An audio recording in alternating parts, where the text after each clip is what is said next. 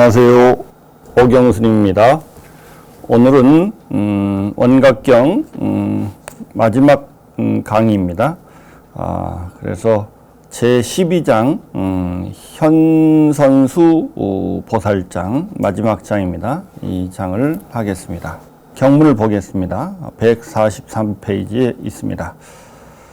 이때 현선수 보살이 대중 가운데 있다가 자리에서 일어나서 부처님 발에 정례하고 우측으로 3번 돌고서 길게 무릎을 꿇고 두 손을 모으고서 부처님께 사루어 말씀하시니라.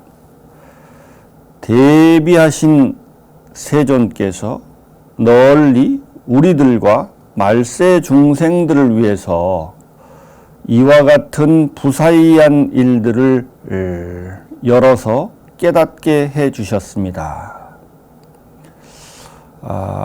여기까지는 지금 이 원각경 앞에 있는 부처님께서 하신 법문을 찬탄하는 내용입니다. 그래서 우리들과 말세 중생들을 위해서 부사이한 이와 같은 부사이한 일을 열어서 깨닫게 해주었다. 근데 부사이한 일이라고 하는 것은 이 원각경의 내용이 특히 원각경에서 원각이라고 하는 것과 또 원각경의 가장 키워드가 되는 것이 원각이란 말, 또 무아란 말, 정멸이란 말, 이런 것들은 사실 우리의 언어로서 설명을 하거나 또는 사유를 하기가 불가능할 정도로 아주 난해하고 깊이 있는 가르침입니다. 그래서 이와 같은 부사이한 일을 잘 열어가서 깨닫게 해 주셨습니다. 라고 지금까지 한 부처님의 법문을 찬탄했습니다.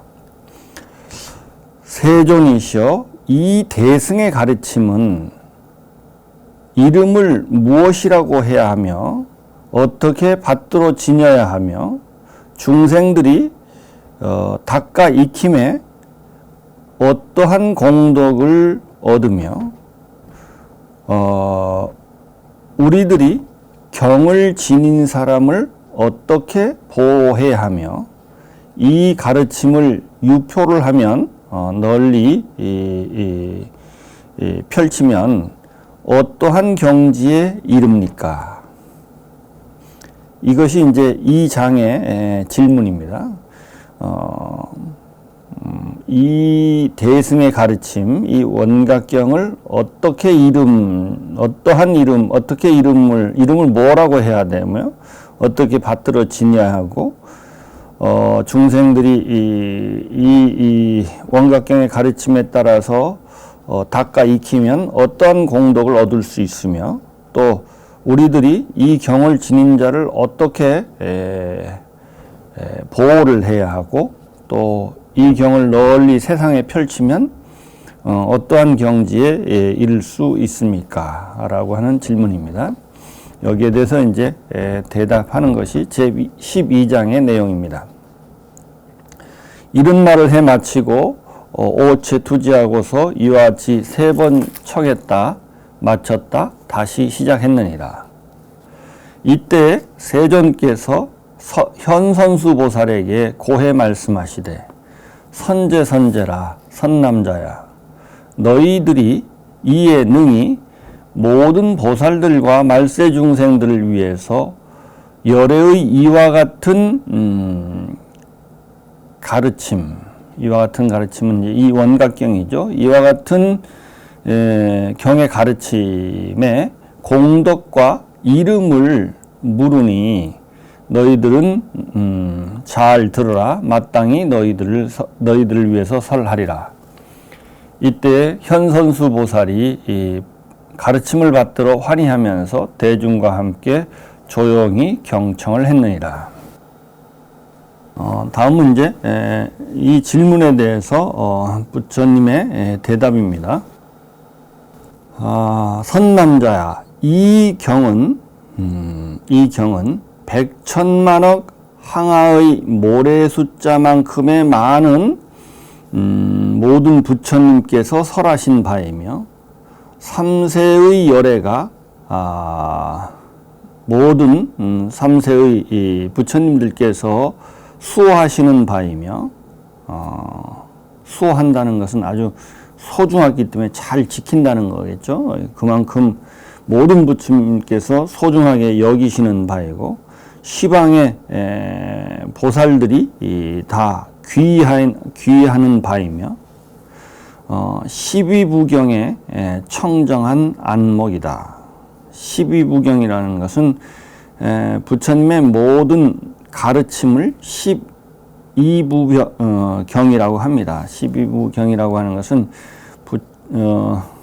이 교재의 95페이지에 보면 12부경에 관한 그 주석을 자세하게 달아놓고 있습니다. 95페이지 한번 보겠습니다. 부처님의 가르침을 그 경문의 성질과 형식 등으로 구분해서 12가지로 그 종류로 나누는 겁니다. 경을 12가지 이 종류로 나누는 방식을 12부경이라고 하고 또는 12분경이라고 나눌 분자를 써서 12분경이라고 하기도 합니다. 그걸 하나 12개를 한번 쭉 한번 보겠습니다. 첫 번째는 수다라라고 하는 건데 수다라. 우리 경을 수다라라고 산스크리트 그러는데요. 그건 개경이라고 번역하는데요. 경전 중에서 바로 법의를 설한 장항의 이 산문, 그러니까 장항이라는 긴 문장의 산문이라는 뜻이에요. 그러니까 산문이라는 뜻입니다. 산문. 그러니까 운문이 아니고 시로 노래하는 것이 아니고 산문으로 서술하는 경을 수다라라고 합니다. 거기에 대해서 이제 그럼 운문으로 설하는 것이 있겠죠. 시로서 설하는 게 있겠죠. 그것을 기야라고 합니다. 기야라고 하는 중송 또는 응송이라고 하는데 이 경에 저 11장까지 모든 장의 뒤에 보면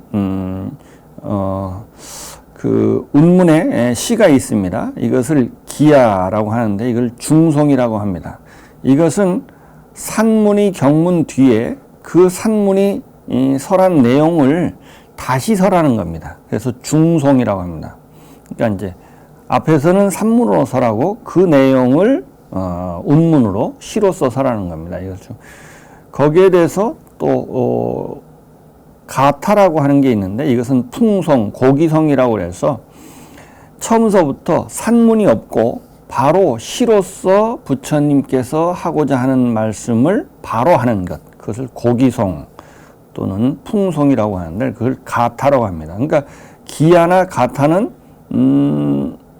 똑같이 운문이긴 한데 시긴 한데 산문의 내용을 거듭설하는 것이냐 안 그러면 시로서 바로 산문 없이 설하는가에 따라서 기야와 가타가 나눠지겠죠.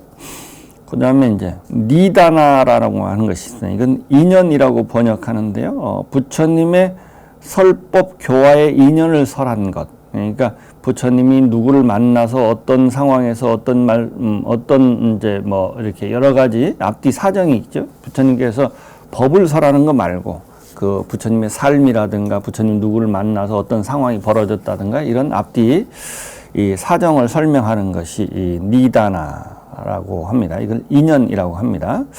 그 다음에 이대왈 다가라고 하는 게 있는데요. 이것은 본사라고 하는 건데 본사, 이대왈 다가. 이건 뭐냐면 부처님의 제자들의 과거세의 인연을 설한 거예요. 거기에 대해서 부처님의 과거세의 인연을 설한 것을 사타가라고 하는데요. 사타가 이걸 본생이라고 합니다. 본생. 있는 말 사타가는 자타카를 음사한 건데 자타카라고 하죠. 이건 부처님의 전생의 수행기 말하면 부처님이 금생에만 수행을 해서 뭐 6년 고행을 해서 부처님이 된 게 아니고 전생에 수십억 급 동안을 부처님께서 전생에 도를 닦은 이야기들을 모아놓은 그것을 본생담, 그것을 인도말로 자타카라고 합니다. 그 다음에 이제 아부타 달마라고 하는 것인데 이거는 미증유라고 해서요. 미증유라고 하는 것은 부처님의 여러 가지 신통을 나타내는 경문입니다.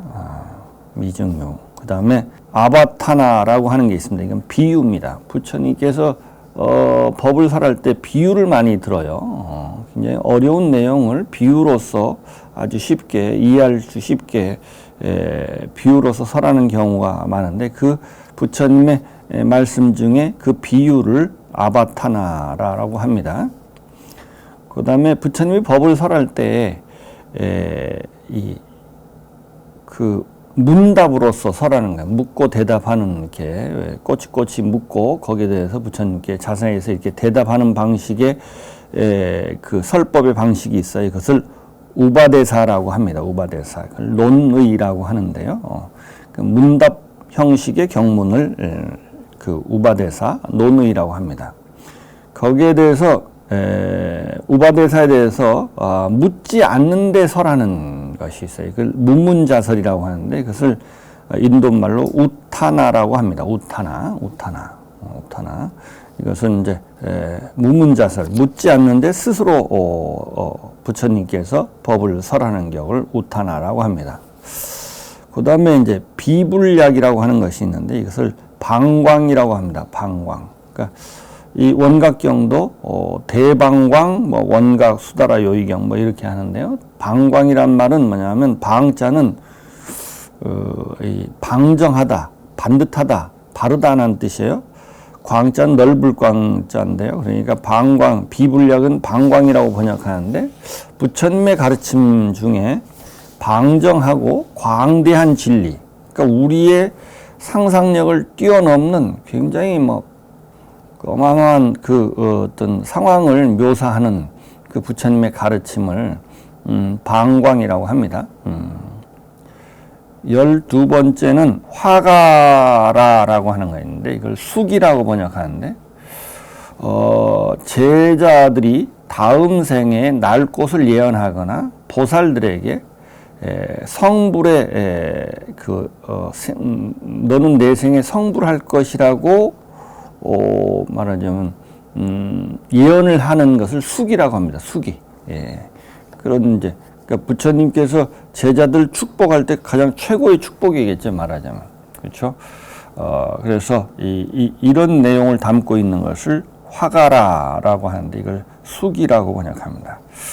이렇게 해서 12개인데요. 그러니까 부처님의 가르침을 이렇게 그 내용과 그 설하는 방식에 따라서 이렇게 12가지로 나눕니다. 그래서 이것을 보면 앞에 있는 수다라, 기야, 가타는 경문의 그 형식, 그죠? 산문이냐, 운문이냐 형식으로 나눈 것이고, 그 다음에 나머지 9은 경문의 내용이 문답으로 돼 있느냐, 뭐 부처님의 전생담이냐, 제자들의 전생담이냐, 뭐 이런 거에 따라서 이렇게 그래서 이렇게 9개는 경문의 내용에 따라서 이름을 붙이는 겁니다. 그래서 이걸 12부경이라고 하는데요. 이 12부경이라는 것은 부처님의 이제 여러 가지 그 형식과 내용, 부처님의 가르침의 내용을 이렇게 나눈 건데요. 12부경 하면 다른 말은 모든 부처님의 가르침이란 뜻이겠죠. 그래서 선남자 이경은 12부경의 청정한 안목이다. 그러니까 모든 부처님의 가르침 중에 청정한 안목이다. 가장 눈이 된다고 하는 거예요. 가장 그 핵심이 되는 내용이라고 하는 거예요. 부처님의 가장 핵심이 되는 내용이라는 뜻입니다. 그러니까 이 원각경을 그 찬탄하는 말이죠. 핵심이 이 원각경은 부처님의 모든 가르침 중에서 핵심이 되는 가르침이다라고 하는 뜻입니다. 그 다음에 보겠습니다. 그 다음에 이 경은 대방광 원각 다란이라고 이름하며, 또 이제 이 원각경은 여러 가지 이름을 붙여집니다. 그러니까 여러 가지 이름을 붙인다고 하는 것은, 이름은 그 이름을 들으면 원각경이 어떠한 경인가를 묘사하는 거예요. 그래서 이 원각경은 대방광, 사실은 우리의 인간의 그 이성이나 이런 것으로서 상상할 수 없을 정도로 크고 방정하고 원대한 그런 원각을 설명하는 다란이라고 하는 것은, 뭐 원각경이 길다면 길지만 사실 짧다면 엄청 짧은 겁니다. 그러니까 짧은 문장 안에 진리의 모든 것을 다 담고 있는 글을 다란이라고 합니다. 이것을 우리가 진언이라고 하죠. 진언. 그런데 뭐 다란이 하면 우리가 뭐 무슨 말인지도 모르는 그런 주문 비슷한 건데, 사실 다란이란 말은 그런 뜻이 아니고, 부처님의 가르침이 진리의 모든 진리를 온통 담고 있는 말씀. 그래서 진짜 말이라는 뜻이고, 그래서 이걸 총지, 모든 진리가 다 들어있다. 그래서 모든 것을 다 지니고 있는 총지라고 번역하기도 합니다. 그래서 이 원각경을 대방각 원각 다란이라고 이름하며, 또 수다라 요이라고 이름하며, 저 1장을 할 때 제가 이해했는데, 요이경이라고 하는데, 경전에는 두 가지 이 종류가 있습니다. 요이경과 불요이경이 있어요. 그러니까 부처님의 궁극의 진리를 다 설명한 경전이 있고요. 또 하나는 불요이경이라는 게 있어요. 부처님의 궁극의 경지를 다 설명하지 않은 경전이 있어요. 이게 무슨 말이냐면, 아니 부처님의 궁극의 경지를 다 설명해야지 왜 다 설명하지 않은 것도 경전이냐면, 사람의 근기에 따라서, 그죠? 어떤 경우에는 다 설명해야 되는 경우가 있고, 다 설명하는 것을 못 알아듣는 사람은 쉬운 건 먼저 설명해야 돼요. 그죠? 아직 궁극의 경지를까지는 설명하지 않고, 말하자면, 세속 학문을 예를 들면, 미적분을 설명하려고 하면, 덧셈, 뺄셈, 곱셈, 나눗셈부터 설명을 하고, 1차 방정식을 설명하고, 2차 방정식을 설명하는 거, 일단 설명해서 그걸 충분하게 이해해야 이제 미적분을 설명할 수 있을 거예요. 미적분을 설명하는 것도는 지금 유치원생이나 초등학생한테 미적분을 바로 설명하면 안 되겠죠. 그죠? 미적분을 궁극적으로 설명해야 되지만, 아직 1차 방정식, 2차 방정식을 그걸 충분히 숙지시켜서 이해시키는 것, 이것이 필요합니다.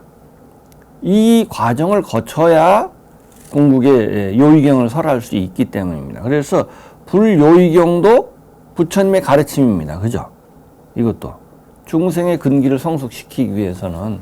그래서 근데 사람에 따라서는 요의경이 필요한 게 아니고 불요의경이 필요한 사람들이 더 많겠죠, 사실은. 그죠? 그래서 이제 뭐가 더 최고의 경전은 요의경이긴 하지만, 그 중생의 근기에 따라서 무엇이 필요한가는 요의경이 필요한 게 아니고 불요의경이 필요한 사람들이 훨씬 더 많을 수가 있다는 거예요. 그래서 아까 수다라라고 하는 것이 경이라는 의미였죠. 그래서 수다라 요의는 요의경이라고 하는 뜻입니다. 그 다음에 이 원각경을 비밀왕삼매라고 하는 거예요. 그러니까 비밀스러운 왕삼매라고 하는 것은 최고의 삼매라는 뜻이에요. 비밀스러운 최고의 삼매이며, 그래서 이것은, 이 원각경은 삼매라고 하는, 수행이라고 하는 것을 통해서 우리가 어느 정도 통찰력을 갖지 않으면 이해할 수가 없는 측면이 굉장히, 그래서 부사이하다 이런 말을 많이 했죠. 부사이 저 앞에서. 그래서 비밀왕 삼매라고 이름하며, 또 열애의 결정경계라고 이름한다. 열애의 결정경계, 완전한 열애께서 증득하신 궁극의 진리를 궁극의 진리를 온전히 증득한 부처님의 그 온전한 부처님의 그 진리를 증득한 그 경계를 설명한 경이란 뜻이에요. 열애의 결정 경계라고 이름하며 열애장 자성 차별이라고 이름한다. 열애장 자성 차별이라는 것은 열애장에 열애 부처님인 이유가 뭘까요? 그 핵심, 궁극의 진리겠죠. 그걸 자성이라고 합니다. 우리 모든 중생들도 갖고 있고 부처님도 갖고 있는 그 궁극의 진리, 그것을 열애장 자성이라고 해요. 그것의 차별이라고 하는 것은 분별이라고 하기도 하고, 차별이라고 하면 이것은 무슨 말이냐면 그것을 그 언어로 설명하는 것을 분별이라고 그래요. 분별. 그러니까 분별해서 해설하는 것. 그것을 중생들한테 알아듣게 말하는 것. 그것을 차별 또는 분별 이렇게 말합니다. 그러니까 부처님이나 모든 중생들이 모두 갖고 있는 궁극의 진리를 언어화시킨다. 언어화시킨 것 이런 뜻이에요. 그것이라고 열애장 자성 차별이라고 이름하니 너희들은 마땅히 받들어 지녀야 한다. 이렇게 중요한 것이 원각경이니까 잘 받들어 지녀라. 선남자야, 이 경은 오직 열애의 경계만을 드러낸 것이니 오직 부처님 불열애만이 능히 다 설명할 수 있다. 그렇죠? 이건 궁극의 부처님의 경계만을 드러낸 거예요.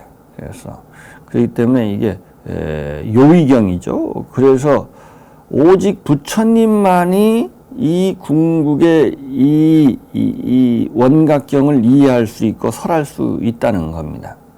그러니까 우리가 원각경을 이제 여러분들이 제 강의를 듣고 한번 입문을 한 건데, 이것은 여러분들이 수행한 만큼, 한 번 읽으면 한 번 공부한 만큼, 10번이면 10번 공부한 만큼 이해도가 달라지고 수행의 정도에 따라서 달라지는 거예요. 그러니까 온전히 이해하려면 부처님이 돼야 되는 거죠. 그러니까 자기의 수행한 만큼 이해가 되는 겁니다. 사실 저도 이렇게 방송을 통해서 짧은 시간 내에 이 원각경을 설명하려니까 제가 하고 싶은 이야기 한 10분의 1도 사실은 못했습니다.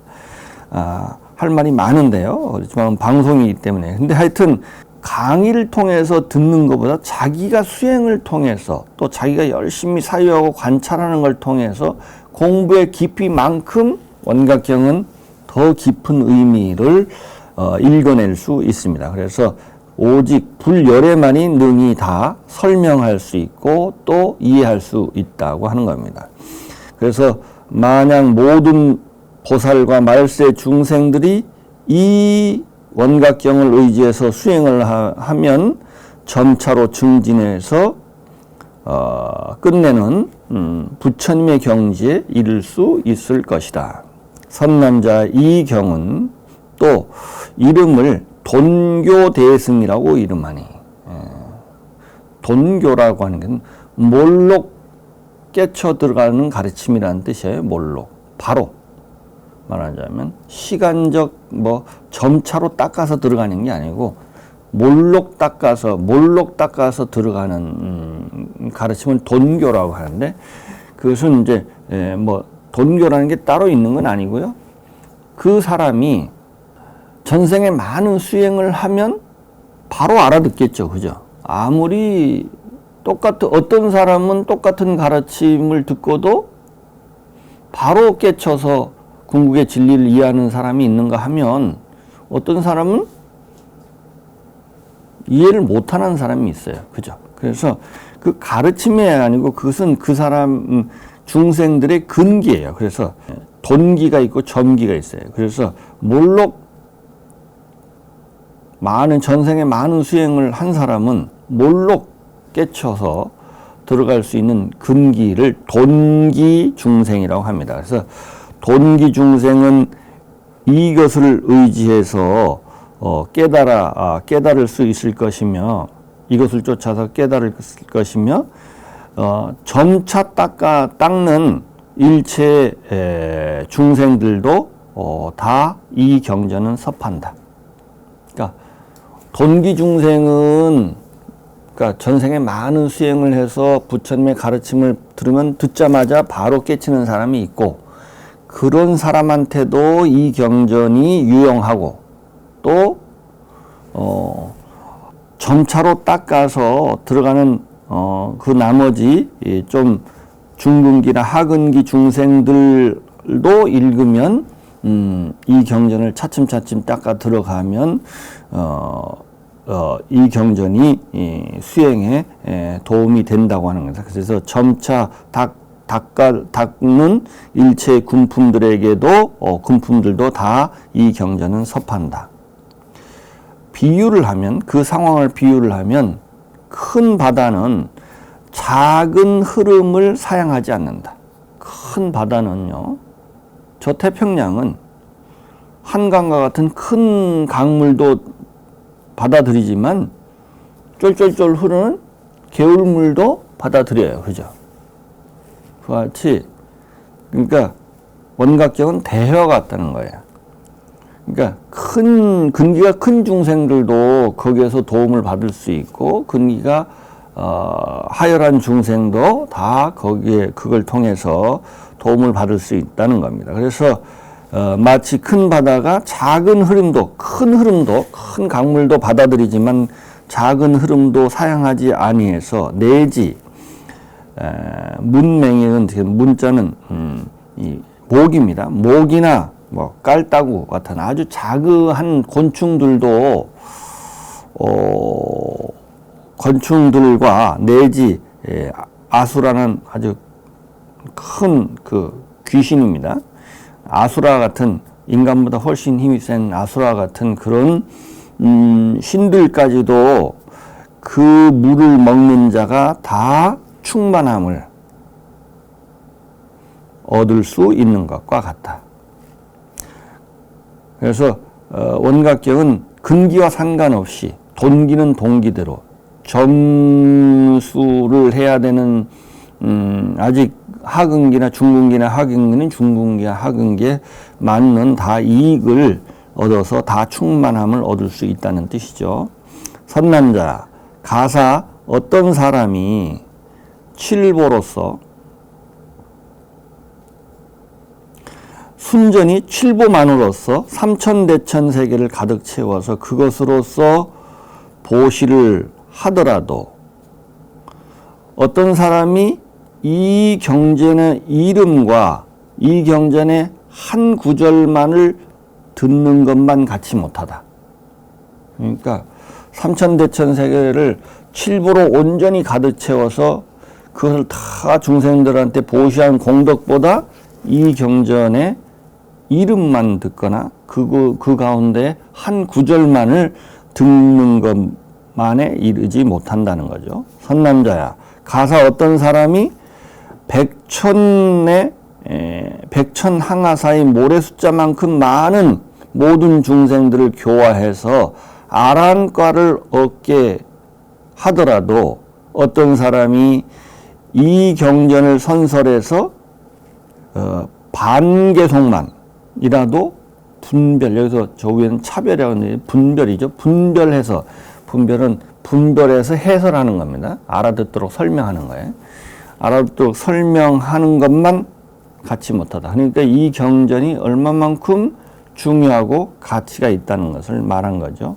선남자, 만약 다시 어떤 사람이 이 경의 이름을 듣고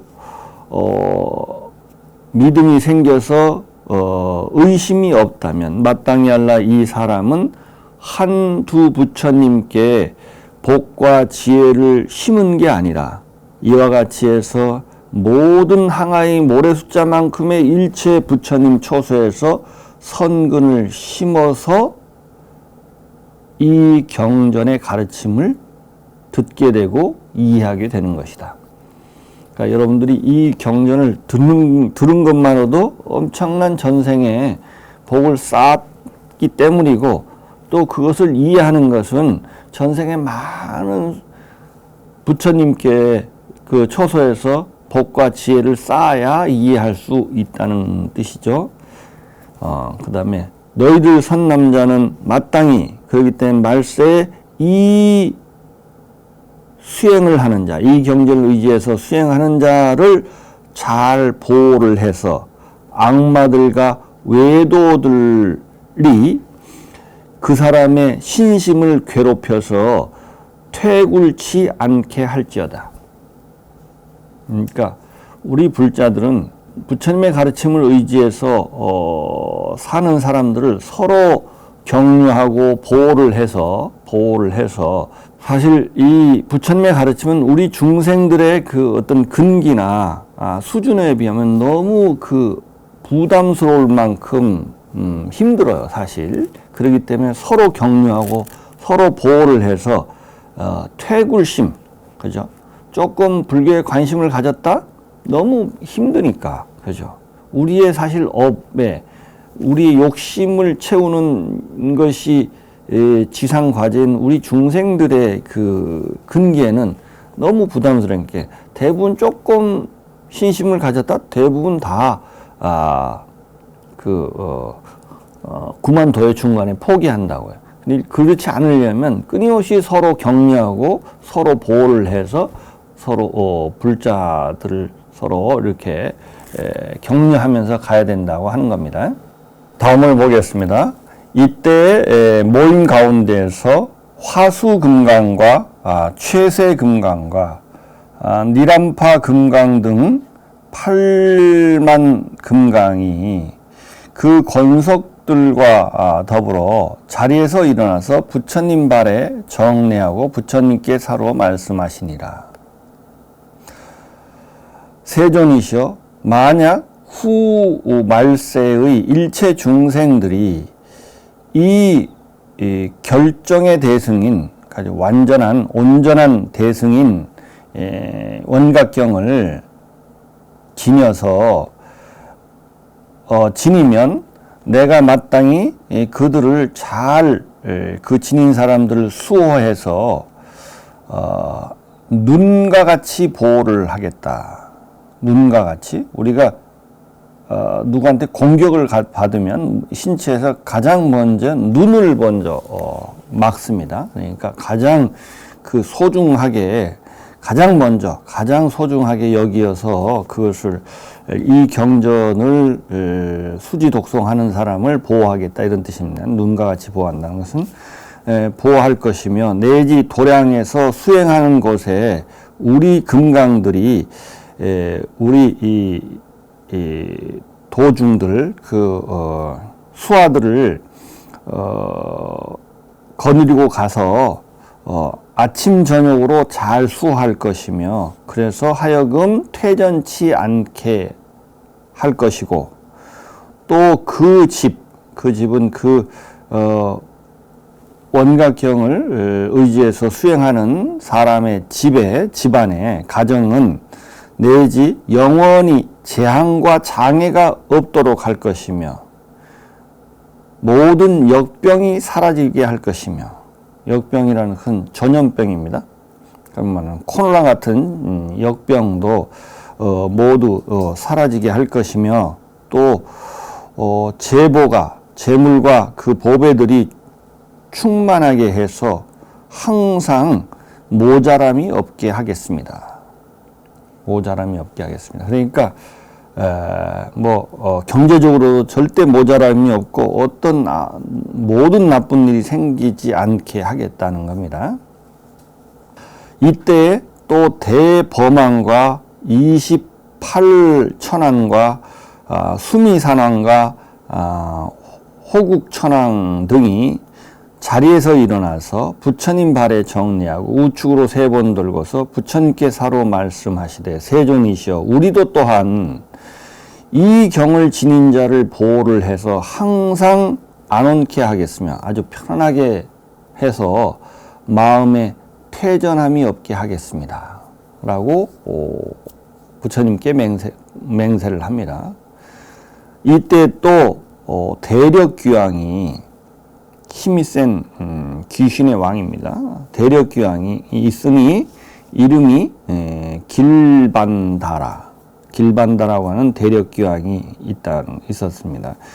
이 왕이 10만 귀왕과 더불어 자리에서 일어나서 부처님 발에 정리하고 우측으로 3번 들고서 부처님께 사로 말씀하시되, 세존이시여, 우리도 또한 이 경을 지닌 자를 보호를 해서 아침 저녁으로 그 주의를 시봉을 해서 지킬 것이며, 지켜서 퇴전치 않게 할 것이며, 그 사람이 거주하는 곳 1유순 안에, 1유순이면 이제 유순이라는 것은 인도의 거리 단위인데요. 유순은 한 40리 정도 된답니다. 그러니까 한 20km 정도 되는 거예요. 그 사람이 사는 곳 한 20km 안에 만약 어떤 귀신이 그 경계를 침범을 하면, 그러니까 그 사람 주위에 얼씬거리기만 하면